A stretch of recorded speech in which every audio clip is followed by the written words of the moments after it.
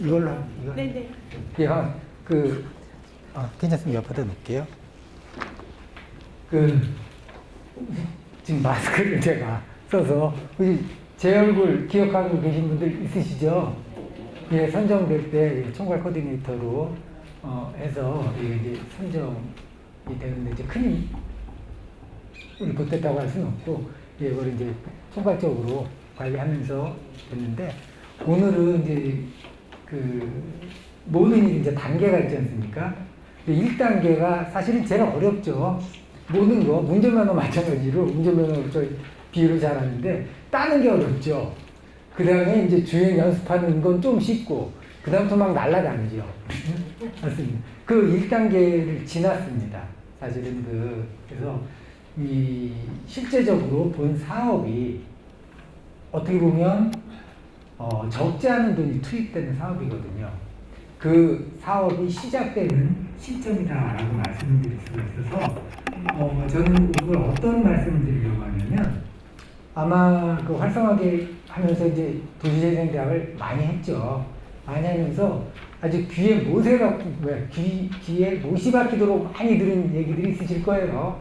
도시재생 뉴딜 사업은 이런 거고 일반적으로 이런 거고 뭐 이런 얘기는 이미 많이 들으셨을 줄 알고 그러면 2단계에서는 어떤 일을 해야 되는지에 대해서 말씀드리고 또 주제 자체가 뉴딜 선정 개요이기 때문에 이 선정이 되는 과정에서 어떤 것들이 가장 주요한 어떤 요인들이었나 쉽지 않거든요. 선정되기가 모든 지자체들이 다 신청을 하고요.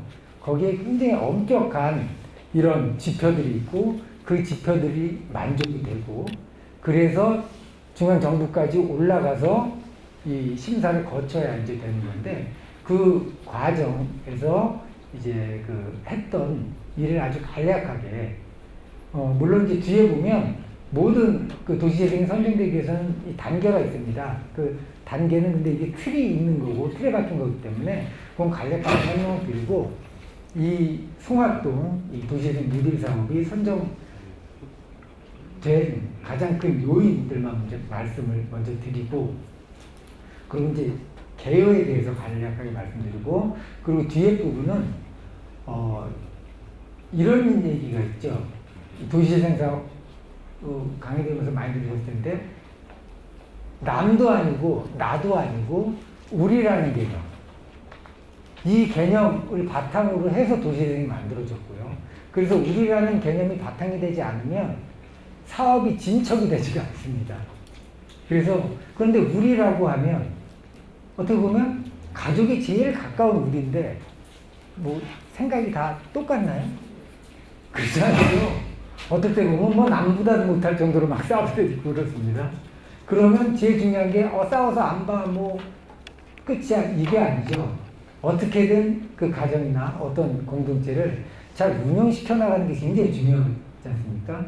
그래서 그 의견들이 아주 다양하고 반대되는 의견도 있고 어떤 의견은 좀 강한 의견도 있고 방향은 같지만 어떤 의견은 또 이제 약한 방향도 있고 그럼 그런 것들을 어떻게 해서 우리가 찾아내는지 즉 우리가 앞으로 살 곳을 우리가 어떠한 그 의견을 모아서 좀 양보할 건 양보하고 배려할 건 배려하면서 할까라는 어떤 항목들이 있지 않습니까? 이건 이렇게 고쳐져야 되고 저건 저렇게 고쳐져야 되고 자 그런 것들을 우리가 발견해내는 그런 어떤 방법 우리가 이제 그걸 이제 분석 기법이라 그러거든요. H 분석 기법이라 그러는데 그걸로 만들어진 걸 한번 여러분들한테 소개를 시켜드리고 또 마지막으로 설문지를 하나 간단하게 드릴 거예요. 굉장히 간단한 설문지인데 그게 의견들을 모으는 이 설문지입니다. 즉 의견들이 다 다르지 않습니까?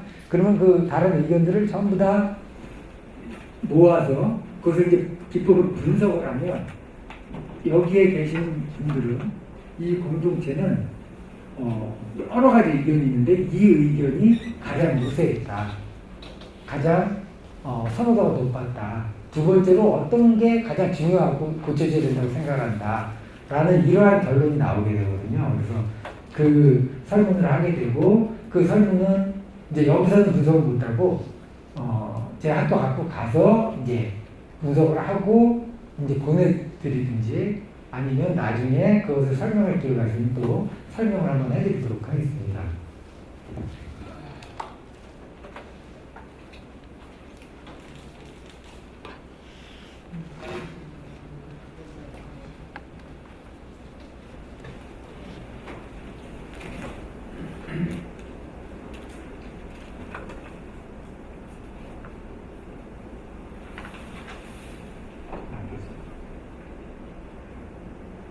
이걸 그냥 할게요. 자, 그러면 이 선정 요건을 먼저 보면요, 크게 두 가지입니다. 뭐 선정 별점 기준으로 보면 굉장히 다양해요. 노후화 정도, 그 준비가 얼마나 됐는지, 토지는 얼마나 확보됐는지 쭉 점수가 다 있습니다. 5점, 10점. 자, 이런 어떤 게 있고요.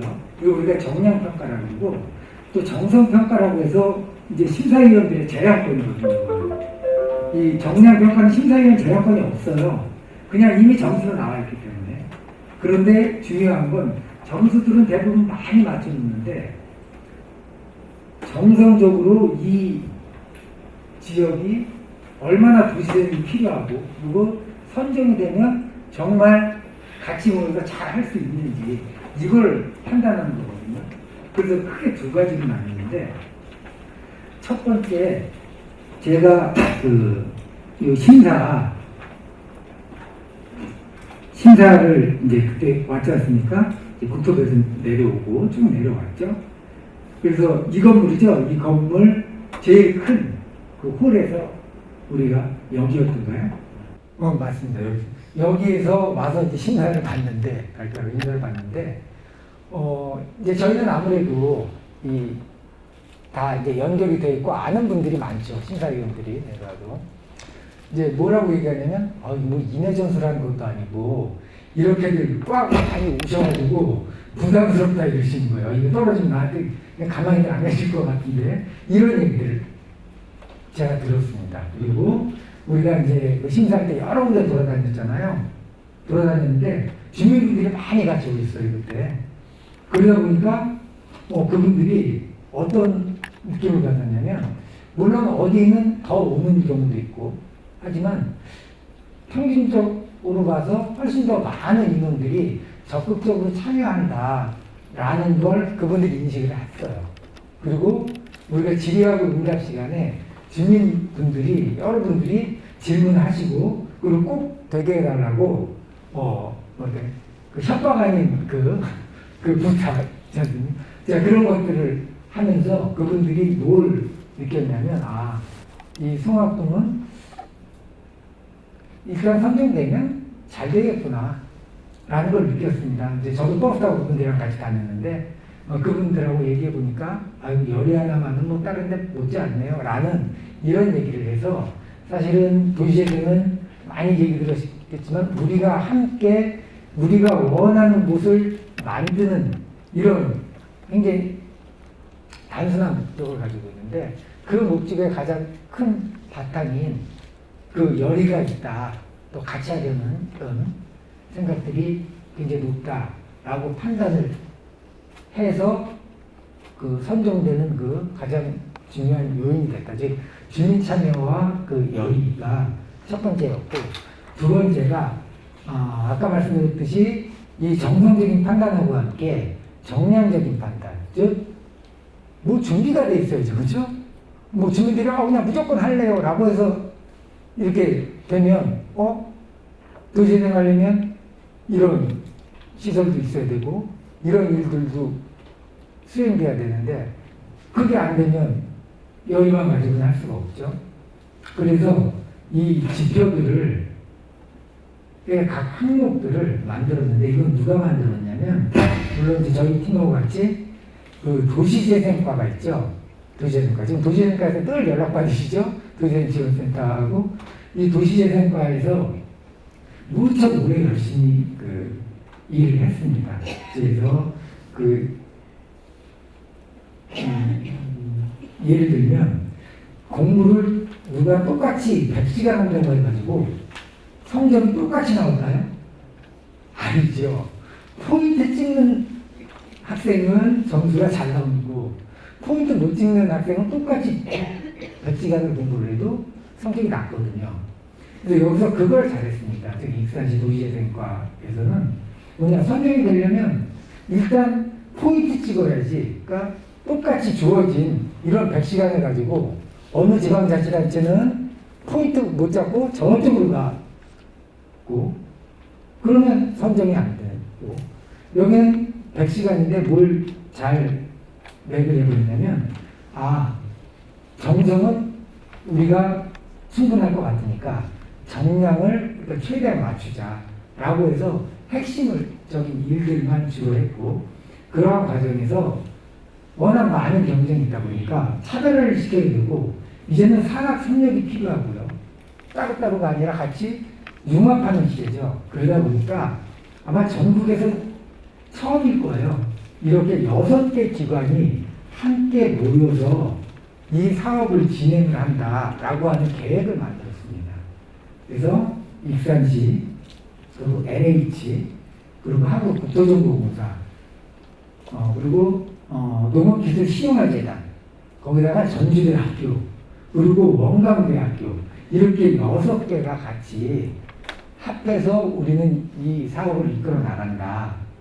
물론 주체는 이제 주민들이 되고, 라고 하는 게 가장 중요하게 그 포인트였다. 즉, 그 심사위원들의 마음을 움직였다. 그러니까 점수를 높게 해줄 수 있는 이런 근거를 만들었다라고 말씀을 드릴 수 있을 것 같습니다. 자, 이 도시재생 기본 방향, 물론 많이 보셨겠지만, 환경 바꾸는 겁니다. 환경. 우리가 원하는 환경으로. 즉, 저쪽 보니까 잘 돼 있어요. 뭐, 이렇게 시설 잘 돼 있어. 그걸 그대로 갖고 오는 게 아니라, 여기는 저기에 그 시설이 있어서 좋지만, 여기는 그 시설보다 딴 시설이 더 훨씬 더 유용할 수가 있거든요. 거기는 만약 젊은 세대들이 많다. 여기는 좀 나이 드신 분들이 많다. 그러면 필요한 시설이 다르지 않습니까?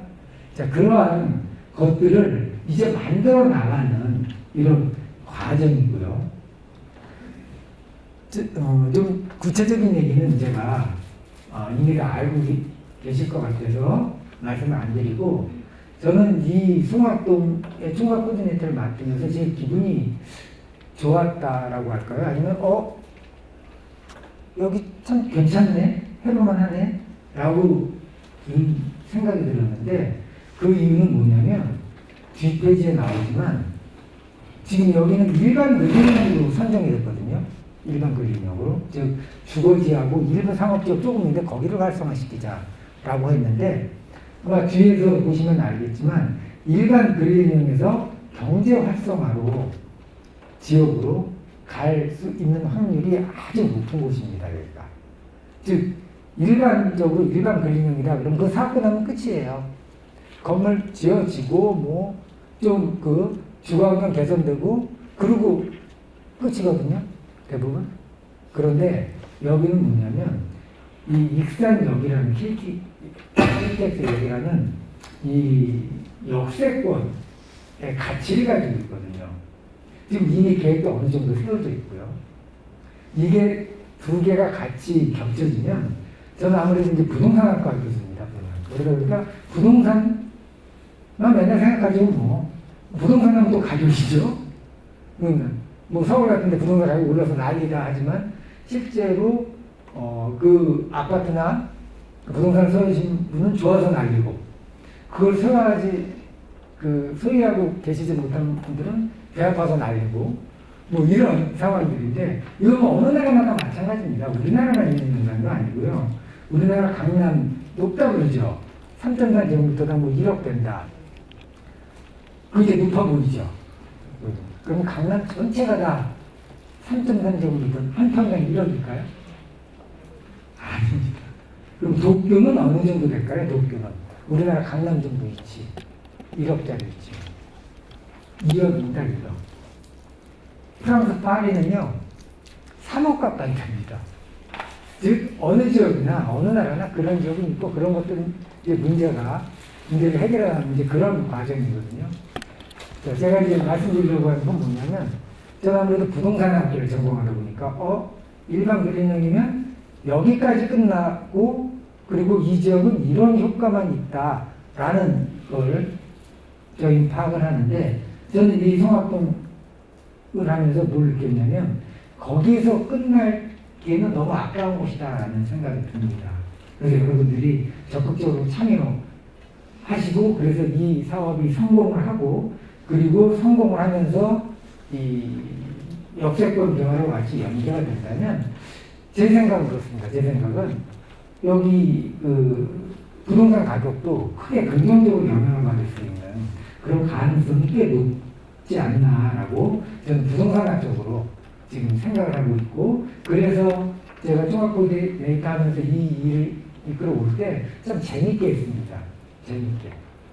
왜냐하면 저희는 이제 보이잖아요. 이게 이렇게 되고 여기가 이렇게 개발되고 하면 다른 곳과 비교해서 경험으로 봐서 여기는 이 정도 활성화될 수 있는 가능성이 있다 라는 것들이 제가 이제 느껴지고 특히 요즘 이제 도시재생 전국에서 일어납니다. 많은 종류가 있죠. 그냥 뭐 마을 살리기도 있고 일반 빌딩도 있고 중심지 시가지역 경제 활성화. 그런데 이게 국가 사업만으로 처음에 인식이 됐어요. 국가 사업만 인식이 됐거든요. 그래서 민간 부분에서는 별로 신경 안 썼습니다. 그거 뭐 조그맣게 하는데 뭐 큰 효과가 있겠어? 그런데 지금은 중심 시가지역이나 경제 활성화 이러한 도시재생 지역에 민간 자금이 들어갑니다. 신탁사, 투자사, 개발사. 그리고 지금은 그 수익이 나지 않습니다. 지금은 개발을 못해요. 돈이 안 돼서.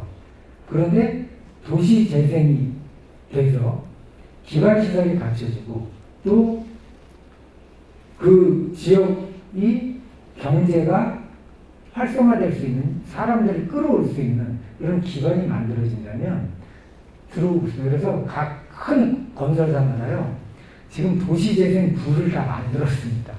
예전에 없었던 거예요.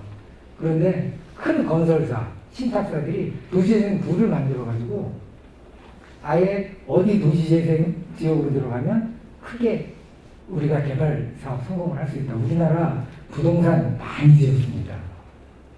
예전에 맨날 집 부족하다고 난리였죠. 그런데 서울에서 부산 내려갈 때 제가 한 20년 전만 해도 과천 지나가면 그냥 들판이에요. 야산이고 했습니다. 요즘은 어떻죠? 자작계도 안 맞습니다. 자작계도. 평택, 하루에 거기를 어떻게 갔다 와? 그 먼 데를.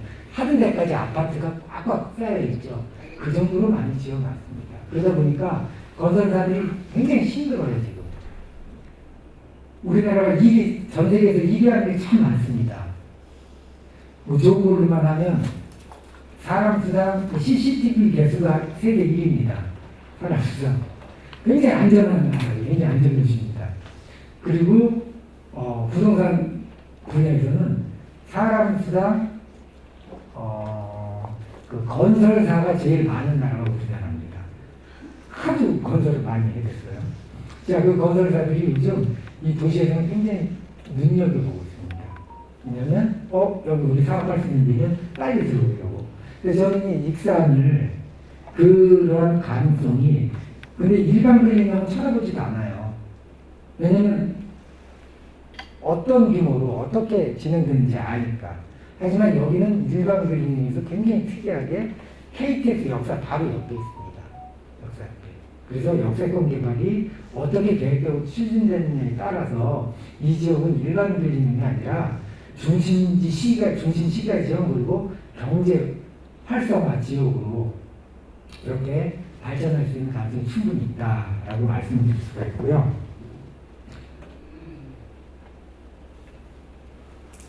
이 부분은 이 계획의 목적인데 이게 그 선정된 과정이라고 보실 수 있을 것 같습니다. 그러니까 선정된 과정, 아까 이제 요인을 말씀드렸고 선정됐던 요인, 주민들의 열의, 그리고 핵심을 찌른 이런 어떤 도시재생과의 이 전략, 이 두 가지고, 이 과정은 아주 간단합니다. 첫 번째, 여기 와서 한 게 뭐냐면, 그러면 이 지역이 과연 도시재생지역으로 선정될 만한 이런 요건을 갖췄나? 라는 걸 먼저 파악을 했습니다. 안 갖췄다면 거의 갖췄는데 몇 개 부족하다. 그런 거 만들어내야죠. 자, 그걸 처음에 한 겁니다. 즉,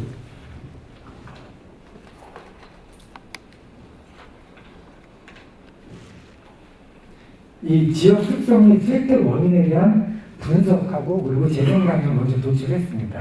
자, 이건 이제 전문가들이 했죠. 도시재생과학 전문가들이 했고요. 그래서 여기는 우리가 신청할 만한 충분한 근거가 있다. 선정될 만한 충분한 이유가 있다라고 판단을 했고요. 두 번째, 그래서 실천 계획을 이제 수립을 했습니다.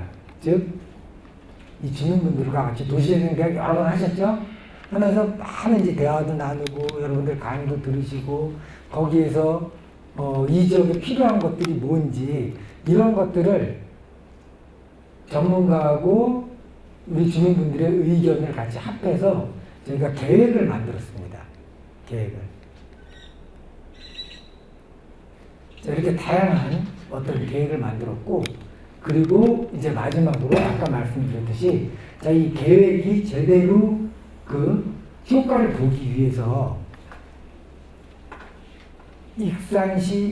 익산시만 움직이면 부족하다라는 차원에서 그러면 우리는 이 계획을 제대로 수행하기 위해서 LH하고도 연결을 하고 각 대학하고도 연결을 하고 그리고 국토정보공사라는 우리나라 그 4차 산업 선도 기관이거든요. 이제 국가기관. 그 기관하고도 같이 연결을 해서 이 계획을 우리가 수행을 하자라고 해서 그 내용까지 해서 보고서를 만들었고요. 그래서 보고서를 만들어서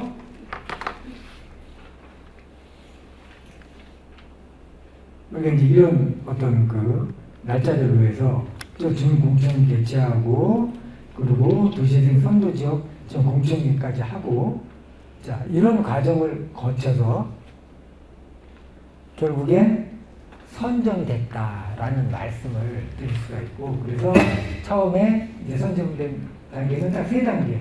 첫 번째 도시재생 지역으로 선정될 가능성이 있냐 분석을 했고요. 우리가 시장 분석이라고 합니다. 보통 부동산에서는 시장 분석을 했더니 선정될 가능성이 있어요.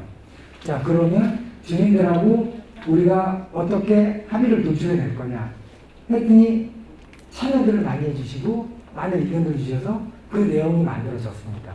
그러면 그 내용을 가지고 우리가 어떻게 도시재생을 성공적으로 그 수행해 나갈 거냐를 심사위원들한테 이제 보여주냐라는 차원에서 그 활성화 계획을 만들었고 그래서 맨 마지막에 그 심사위원들이 와서 심사를 하고 이제 도장을 딱 찍었죠.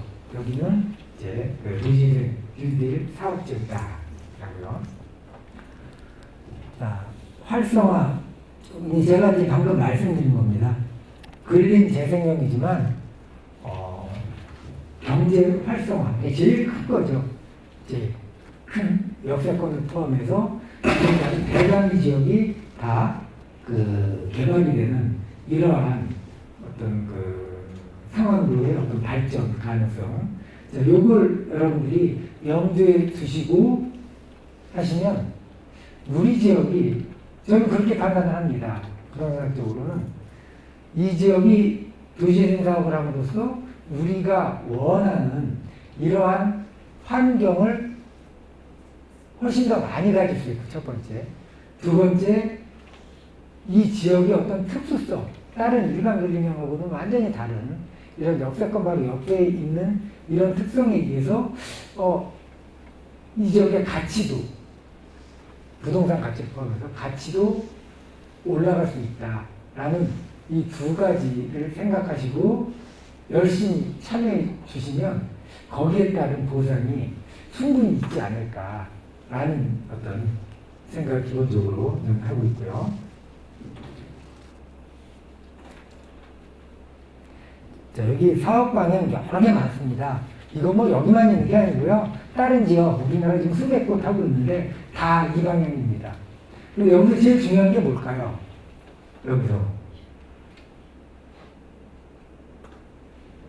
이 세상에는 두 가지 있다고 하거든요. 두 가지. 첫 번째가 뭐냐면 틀이 있는 일입니다. 이미 짜여진 일이에요.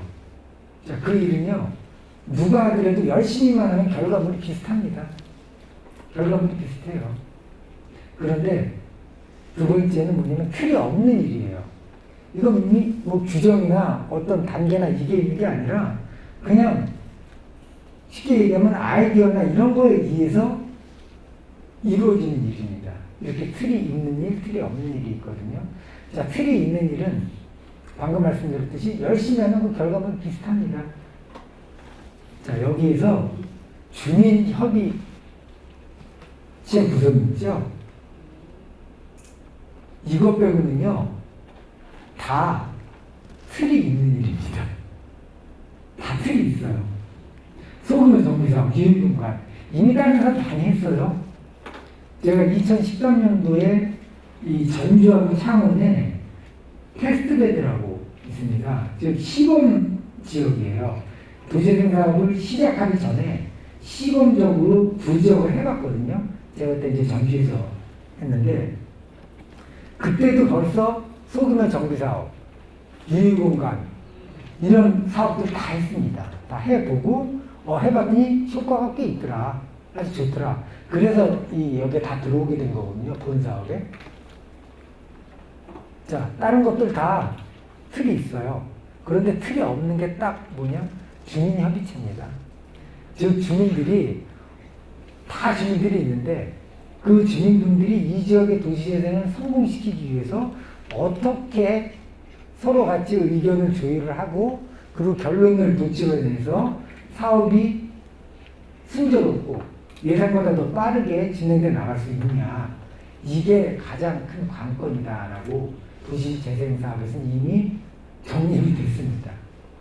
그래서 이 사업 방향에서 제일 중요한 건 바로 주민협의체가 구성이 되고 그 주민협의체가 빠른 의사결정 그리고 합리적인 의사결정. 아마 많이 그런 경우들 많이 하셨을 거예요. 여러 명, 3명만 모여도 의견이 다르죠. 3명 모여도 의견이 다릅니다. 하지만 의견을 만들어내야죠. 그러면 그런 의견을 만들어내면서 이 도시재생 사업을 진행하는 게 바로 2단계다라고 말씀을 드리고, 그러면 그 2단계에서 방금 제가 이제 말씀드렸듯이 이 합의를 유치하는 게 굉장히 중요한데, 그 예를 하나만 보여드릴게요. 예를 하나 보여드리고, 그리고 마지막으로 조그만 설문지를 하나 작성을 한번 해보실 텐데요. 여기 이제 일반 그림입니까? 물론 여기 주거지가 이제 중심이긴 한데, 어느 지역에서 이제 상가가 사실 활성화돼야 사람들이 오죠. 유동인구가 오죠. 유동인구가 오면 거기에 이제 자금이 순환이 되고, 그러면서 그 지역이 활기를 찾게 되고요. 그래서 늘 주거지역은 상업지역하고 붙어 있습니다. 주거지역은, 상업지역은. 즉, 같이 붙어 있어야 시너지 효과가 나거든요. 그래서 어느 지역에서 한 거예요. 어느 지역에서. 그러면 우리 지역에 이 상가가 있는데, 상업지역이 있는데, 이 상업지역이 활성화되기 위해서는, 즉 상업지역이 잘 되기 위해서는 어떻게 돼야 될까? 뭐가 바뀌어야 될까? 라는 것들을 이제 설문조사를 하고 분석을 해가지고 결론을 도출한 겁니다.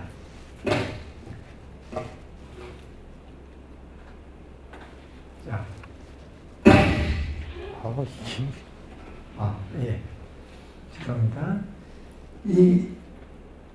여기서 이제 보이시는 게 주민분들이 이제 앞을 잘라내고 하는 거거든요. 원래 저거는 어떻게 만들어진 거냐면 주민들이랑 같이 모여서 막 서로 얘기를 하는 거예요. 우리 지역 상가 잘 되려면 이렇게 해야 돼야지, 저렇게 돼야지. 이걸 우리가 브레인스토밍이라고 그러거든요. 브레인스토밍. 그래서 막 서로 얘기를 하는 겁니다. 그러면 그것들을 다 우리가 정리를 하는 거예요. 정리를 해서 여기 우리가 좀 요약을 했지만 여러 의견이 이렇게 많이 나온 겁니다. 여러 의견이. 굉장히 많이 나왔어요. 어떤 분은 이게 더 중요하고, 어떤 분은 이게 더 중요하고. 다 그러겠죠? 다 다르겠죠? 근데 그걸 쫙 나열을 하는 겁니다. 이렇게 쫙 나열을 하고, 그리고 이게 이거는 물리적인 거네. 이거는 상인에 관한 거네. 이거는 마케팅에 관한 거네. 라고 해서 묻습니다. 이렇게 묶어가지고 설문을 만들거든요. 이제 그 얘기는 좀 복잡하니까 이렇게 만들었습니다. 만들어서 이제 분석을 했습니다. 분석을 이제 이렇게 나왔습니다. 이제 나왔는데 여기서 간략하게 설명드리면, 자, 이 지역은 그 지역 주민들이 생각하기에 물리적 환경 개선이 빨리 제일 중요해요. 이게 빨리 물리적으로 이게 좋아지지 않으면 이 지역 안 와. 라고 생각을 하시는 거예요. 이게.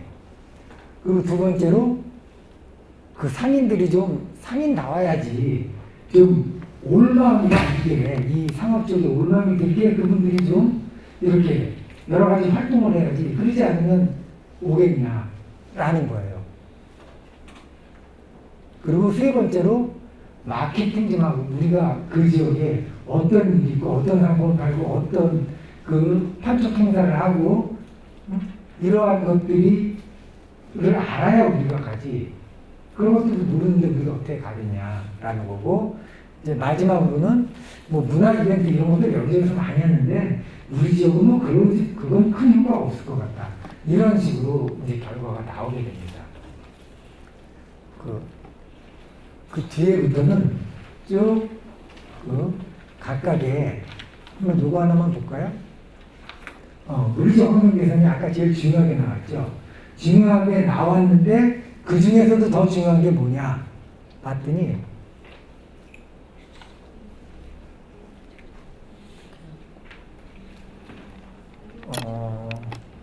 공용주차장 확보가 제일 중요하게 나왔습니다. 공용주차장 확보가. 즉 여러 의견들이 있었던 거예요. 뭐 상가 아티케이드도 조성해 모두 해야지 했는데, 그 중에서 이건 단순하게 부족한 게 아니거든요. 어떻게 보면 어떤 분은 이게 어떤 한 항목에 대해서 5만큼 중요하다고 생각하는 분이 있고, 어떤 분은 2만큼 중요하게 생각하는 부분이 있죠. 하지만 중요하지. 하지만 5하고 2하고 그 차이가 있죠. 그런 것까지 고려한 거거든요. 그래서 이제 합리적으로 그 의사결정을 내린다라는 이제 분석 방법인데, 자, 그래서 물리적 환경 중에서는 이 공용주차장이 확보되는 게 가장 중요하다라고 분석이 나온 거고요. 자, 그리고 문화 이벤트 행사에서는 경품권 및 할인 행사, 이걸 좀 해야지. 여기저기 상업적 많은데 여기에 올 만한 유인이 없으면 딴 데로 간다. 다른 데는 그거 해가지고 잘 되는데 왜 우리는 안 하냐, 라는 이런 의견들이 이제 나오게 된 거죠.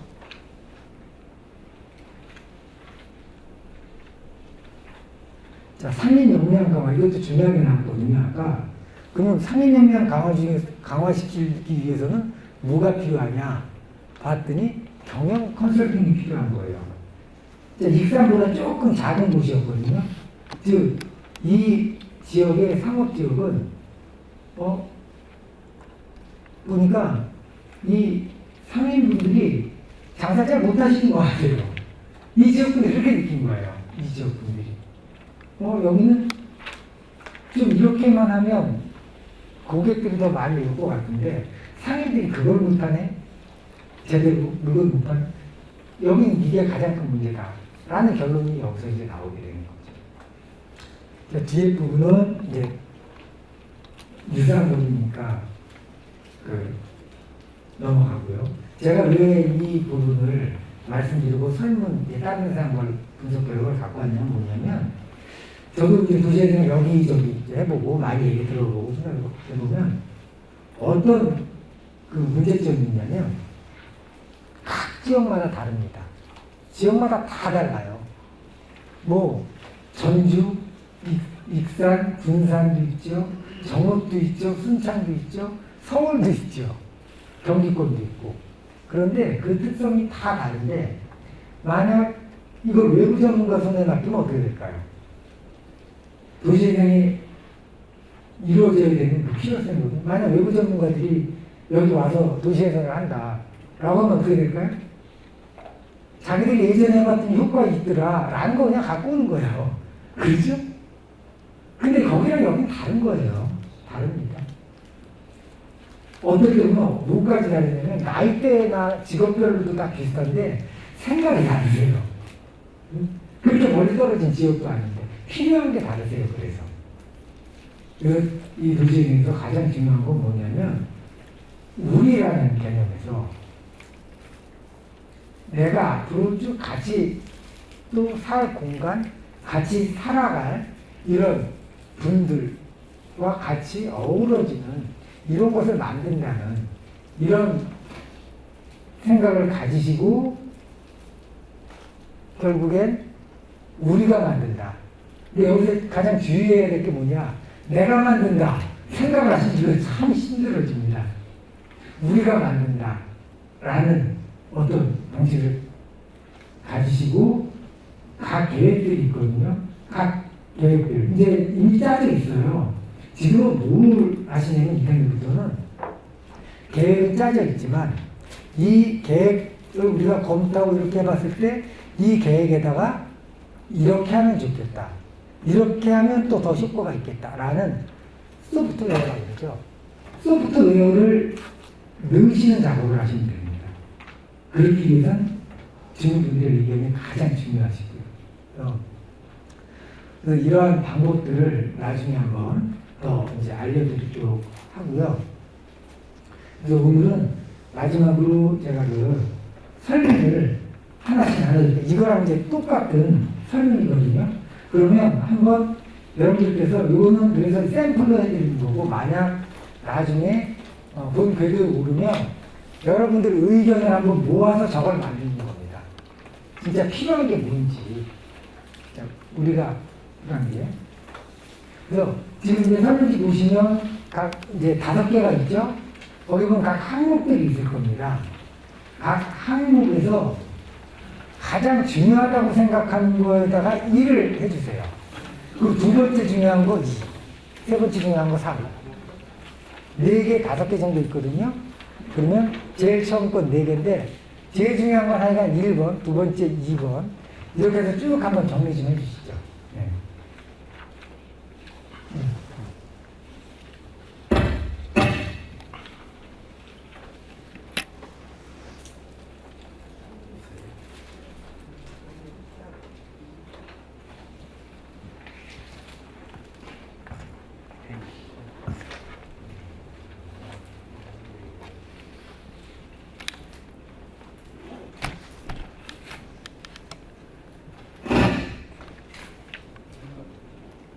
하시다가 궁금한 거 있으시면 이제 물어보셔도 좋고요.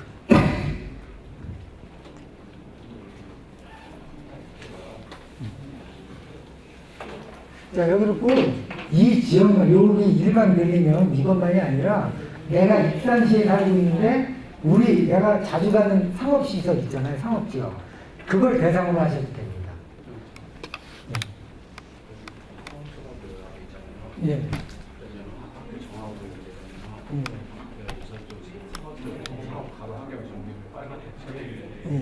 예. 학교 정화구역 같으면 이제 유흥시설이나 저런 부분은 좀 어떻게 해요? 어느 정도 상업시설을 고려하고 상업 환경을 좀 가르치고 그래요. 저기가 약 한 20, 30개 정도 되죠? 상가가요? 아, 저쪽 그냥 도로가 상가만 말하는 거요? 전체적인 상가 가로 정비구역 전체적으로 지금 테마를 잡은 거 아니에요? 지금 영등포역 같이 그 옆에 쭉 영등포역 보면은 또 상가들이 많이 써놨잖아요. 그런 식으로 지금 그 테마를 잡은 게 아니에요? 제가 알기에는 여기 이 일반 그림 지금 사업은 이 주거 지역이 위주고 그 옆에 그 주차장 그 부지 그쪽에 쭉 붙어 있는 거 있잖아요. 거기만 해서 굉장히 작죠. 그래서 지금은 이제 어떤 계획을 우리가 세웠냐면 다 비어 있죠, 거의. 다 비어 있죠. 그래서 거기다가 지금 중앙정부에서 하는 사업이 뭐가 있냐면 각 대학의 리빙랩이라고 있어요. 그래서 젊은 친구들이 창업을 하고 하는 공간을 만들어주고 거기 이제 지원을 하는 사업이 있거든요.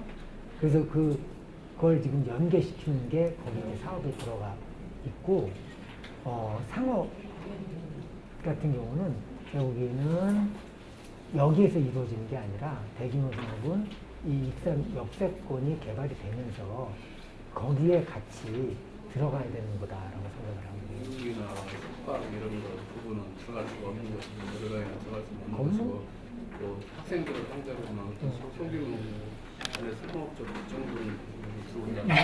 그러니까 이런 처음에 이제 어떤 생각을 했냐면 지금 마찬가지죠. 이게 KT의 역사잖아요. 그리고 쭉 내려오면서 여기가 이제 상가지역이 있잖아요. 이걸 이제 연결시키자라고 하는데 지금 사업 대상지역은 여기만이에요. 그래서 제가 아까 말씀드린 게 뭐냐면 역세권 복합개발되면 여기가 개발이 돼요. 그러니까 연결이 되니까. 그래서 제가 이건 일반 근린형으로 끝날 게 아니다라는 거죠. 여기 상업지역이 조금 활성화되어 있잖아요. 그럼 역세권 개발할 때 자연스럽게 여기 붙이게 됩니다.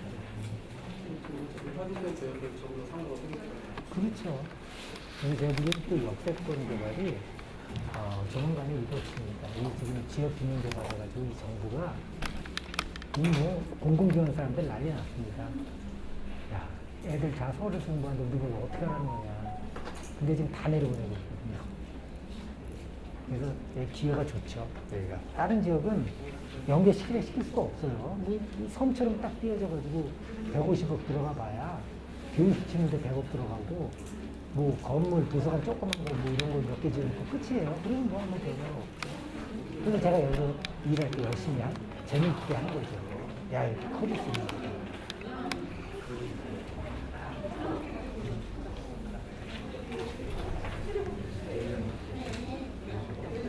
어떻게, 그러면 다 됐으면 한번 걷어주실래요? 아니요, 제가 이거 분석을 해야 돼, 분석. 예, 설문 드리겠습니다.